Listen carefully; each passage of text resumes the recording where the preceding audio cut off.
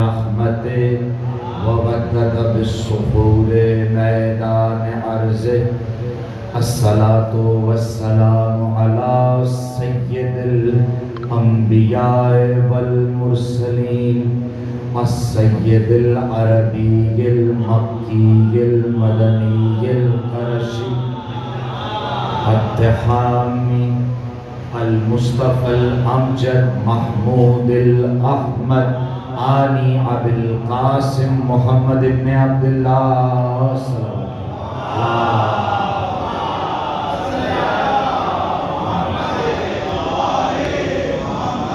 وعلى وصیہ ووزیر امیر المؤمنین یعقوب الدین علی ابن ابی طالب اولادہ المعصومین وصحبہ المنتجبین الحمدللہ الذی جعلنا من المتمسکین بنور ولایت امیر المؤمنین واولادہ المعصومین وصحبہ المنتجبین لعنت اللہ علی اعدائہم اجمعین الان الى قیام یوم الدین قال رسول اللہ صلی اللہ علیہ وآلہ وسلم الحسین منی وانا من الحسین صلوات پڑھ لیجیے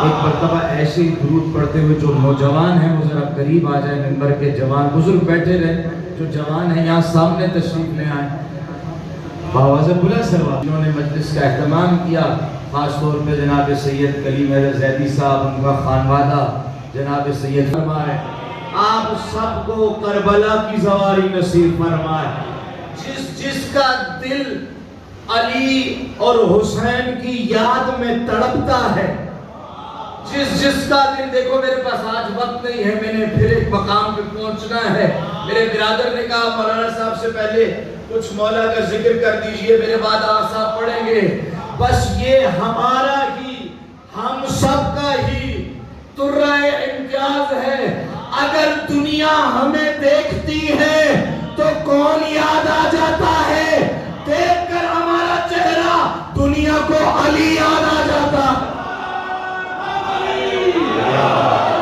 وہی جس کا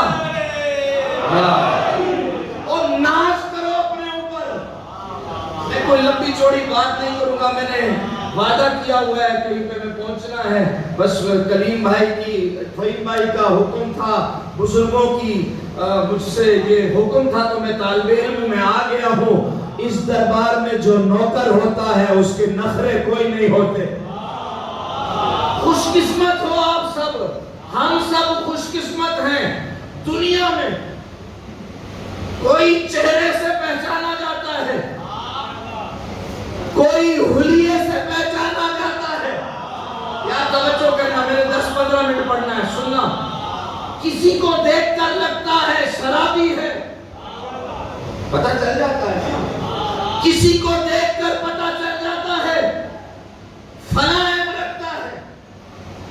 کسی کے چہرے سے پتہ چل جاتا ہے بغض علی کا بیمار ہے اور یہ میں نہیں کہہ رہا نبی نے صحابہ کی موجودگی میں بتایا یا رسول اللہ کیسے جانیں گے مومن کون ہے منافق کون ہے حدیث کہتی ہے اہل سنت منابع میں کہتی ہے کسی نے علی کی فضیلت نہیں پوچھی ایک صحابی نے آ کر صرف اتنا پوچھا مومن کون ہے منافق کون علی کے فضائل تو پوچھے نہیں جا کے سائے ستہ کی حدیثیں پڑھ لیجئے گا اب اتنا وقت نہیں ہے کیا کہوں کہ جب بھی نبی کی زبان فضیلت کے باب میں چلتی تھی اور خدا کا سچا نبی علی کے فضائل بتائے بغیر رہ نہیں سکتا تھا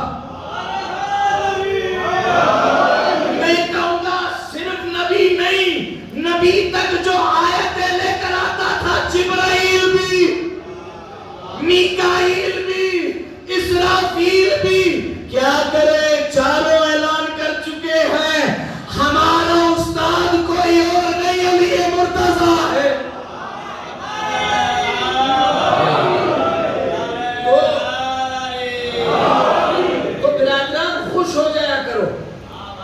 پریشان نہ ہوا کرو. وہ دور چلا گیا، دور چلا گیا جب ولایت علی کا خزانہ دل میں چھپاتے تھے. اب ہمارے چہروں سے پتا چلتا ہے وہ دیکھو علی والے آ رہے ہیں. آپ جلوس لے کر نکلتے ہیں. قربان جاؤں کسی قوم کا ایسا تعلق نہیں ہے. جا کے پوچھنا پڑتا ہے آپ کس قبیلے سے تعلق رکھتے ہیں، کس فقہ سے تعلق رکھتے ہیں، اس فقہ میں کس امام سے تعلق رکھتے ہیں، اس امام کے کس مسلک سے تعلق رکھتے ہیں، کس مسلک کے کس مشرب سے تعلق رکھتے ہیں، مشرب کے کس منابع سے تعلق رکھتے ہیں. یا کالا جوڑا پہن کر علی والا نکلتا ہے اور چیخیں نکل آتی ہے علی والا علی والا علی. جزاک اللہ آپ کی سماعت کے.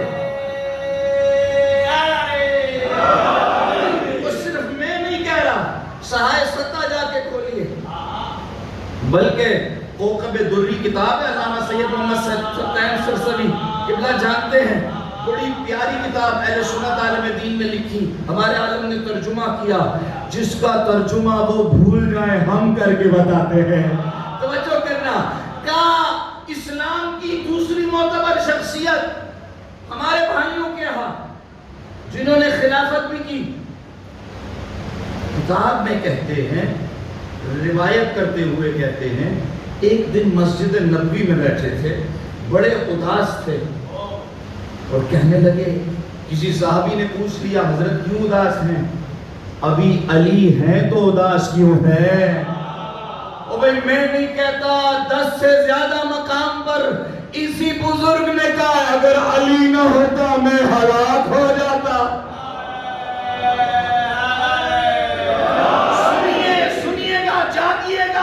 جن کے بزرگ یہ کہتے پائے جائیں اگر علی نہ ہو میں ہلاک ہو جائیں، آج سنا ان کی اولادیں کہہ رہی ہے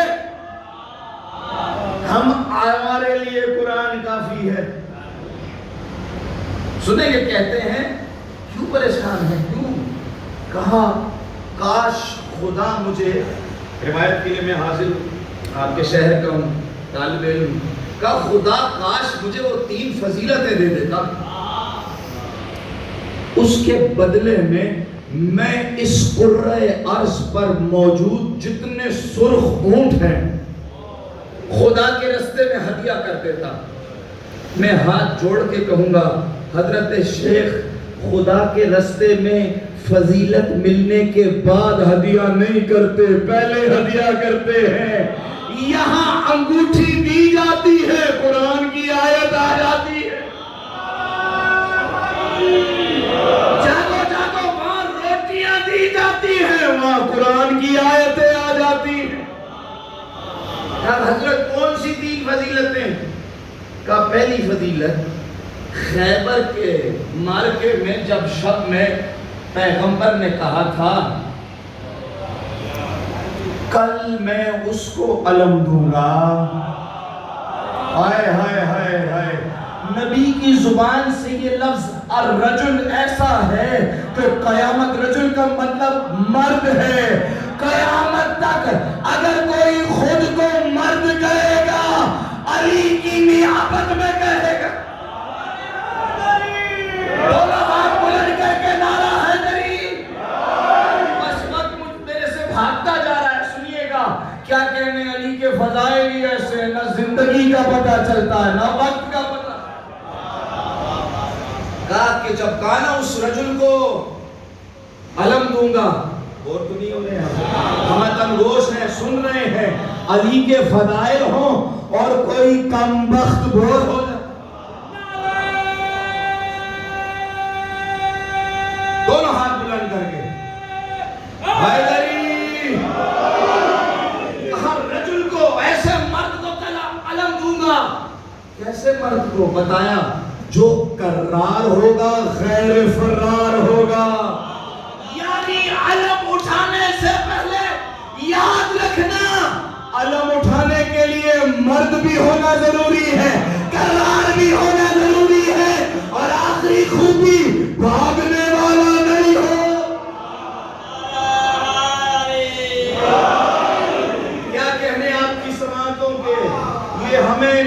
نے بتایا ہے ایک بار جب علم لے کر میدان میں نکل جاؤ لاش آنی چاہیے، علم نہیں گرنا چاہیے۔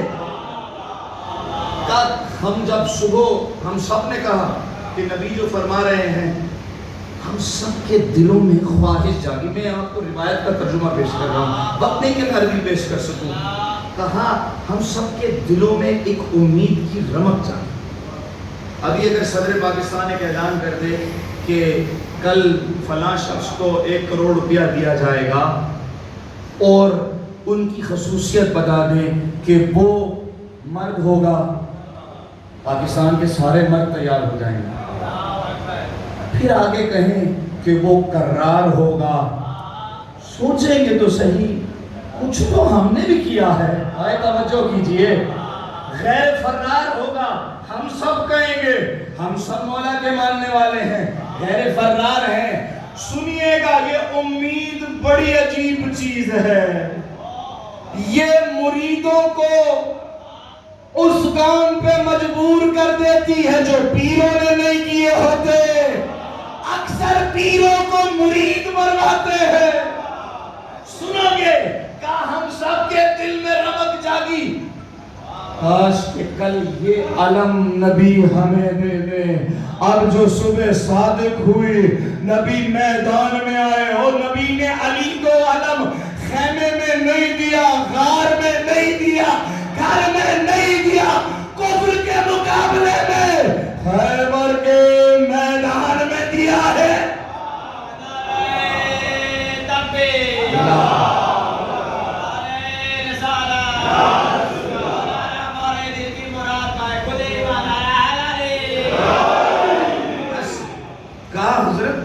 کاش وہ علم مجھے مل جاتا۔ اب سوچئے، میرا اپنے بھائیوں سے سوال ہے، اگر یہ علم ان کو مل جاتا تو دل پہ ہاتھ رکھ کے، اور بھائی پوچھئے گا، دل پہ ہاتھ رکھ کے بتائیے، کیا آج ہم تو کم ہے نا پاکستان میں، کیا پاکستان کے ہر گھر کی چھت پر ان کا علم نہ ہوتا؟ بس پتہ چلا علم سے ضد نہیں ہے، علم والے سے ضد ہے۔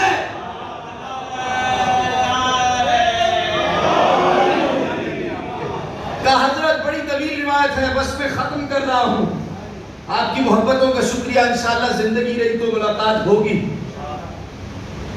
دوسری کون سی خواہش ہے؟ نوجوان سن رہے ہیں نا، بزرگوں نے سن رکھا ہے، میں طالب علموں نے سنا رہا ہوں، جوانوں سے دعوت کی اور دعا کی درخواست کروں گا۔ کہا دوسری کون سی خواہش ہے؟ کہا ایک دن ہم مسجد نبوی میں بیٹھے تھے، بس یہی روایت سناؤں گا، مزید نہیں، سنیے گا۔ کہا ایک دن ہم مسجد نبوی میں بیٹھے تھے کہ نبی مکرم صلی اللہ علیہ وآلہ وسلم، اللہم صلی علی محمد وآلہ محمد، اپنے پاک حجرے سے نکل کر آئے اور کہا سنو سنو سنو میرے صحابہ، ابھی جبرائیل آئے تھے، فرما رہے تھے اللہ نے کہا ہے نبی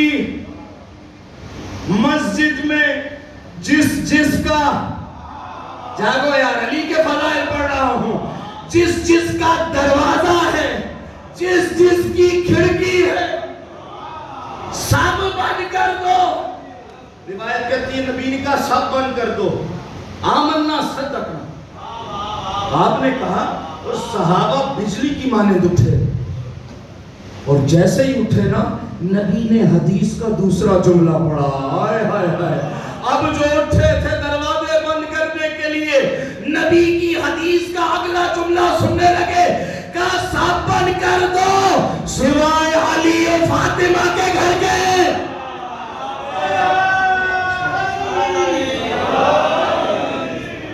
علی و فاطمہ کے گھر کے کہنے لگے خلیفہ دوم، کاش یہ سعادت بھی خدا مجھے بخش دیتا، میں خدا کی راہ میں جتنے قرائے عرض پر سرخ اونٹ ہیں سب ہدیہ کر دیتا۔ زیدی صاحب کہا حضرت وہ تو بتائیے، میرا وقت تمام ہو گیا، آج صاحب تشریف لے آئے، انشاءاللہ زیب ممبر ہوں گے۔ کہا تیسری کون سی خواہش ہے جو دل میں رہ گئی؟ گلی بھائی فہیم بھائی سنیے گا۔ کہا تیسری خواہش پوچھتے ہو، تیسری خواہش بھی بتا دی ہے، اور ہماری سہائے ستہ مسلمانوں کی کتابیں اس روایت سے بھری پڑی ہیں. جائیے گا, جا کر دیکھیے گا. یہ روایت اتنی معتبر ہے جس روایت کے لیے دنیا عالم نبی کے دروازے پر جھکی ہے. وہ بھی نبی کے دروازے پر جھکا ہے جو دروازوں پہ جھکنے کو شرک سمجھتا ہے. سنو گے آخری فضیلت کون سی؟ حضرت نے فرمایا کہ جب عرب کے بڑے بڑے سردار نبی کے دروازے پر آ کر سیدہ کا رشتہ طلب کرتے تھے. وہ جو ہے دو فضیلتیں سن لی, علم والی, گھر کے دروازے والی. کہ جس دن علی کے دروازے پر ستارہ اترا, جس دن سیدہ کی ڈولی نبی نے علی کو دی, اس دن ہمارے دلوں میں بھی آیا اے کاش یہ فضیلت بھی ہمیں مل جاتی تو ہم خدا کی راہ میں سرخ بالوں والے اونٹ دے دیتے. میں ایک بار پھر کہوں گا, سیدہ وہ شخصیت ہے جس کے بارے میں کہیں اور نہیں, مسجد نبوی کے منبر پہ سچ بولنے والے نبی نے کہا تھا او میری بیٹی وہ ہے, اگر علی نہ ہوتے خدا اس کا کفی خلق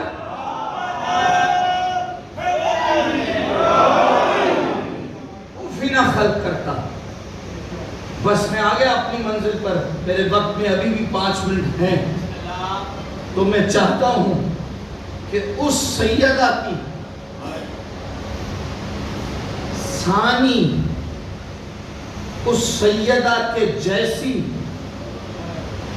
فضیلت و مرتبہ و مقام میں